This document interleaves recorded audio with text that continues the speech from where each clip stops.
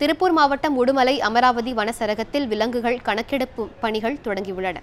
இந்த கணக்கெடுக்கும் பணியில் 36 குழுக்களாக தன்னார்வலர்கள் ஈடுபட்டுள்ளனர்.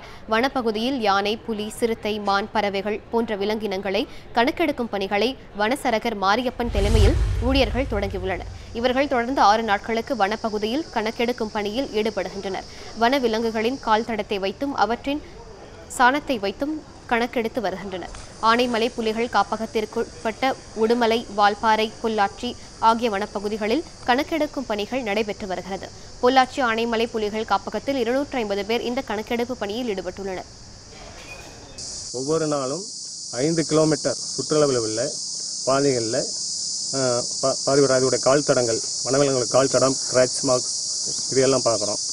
அப்புறம் 4வது நாள், 5வது நாள், 6வது நாள் நேர்கோட்டு பாதையில் வனவிலங்கு கணக்கெடுப்படுகிறோம். இதில் பன்றி, அப்புறம் ஹைனா மற்றும் பறவைகள்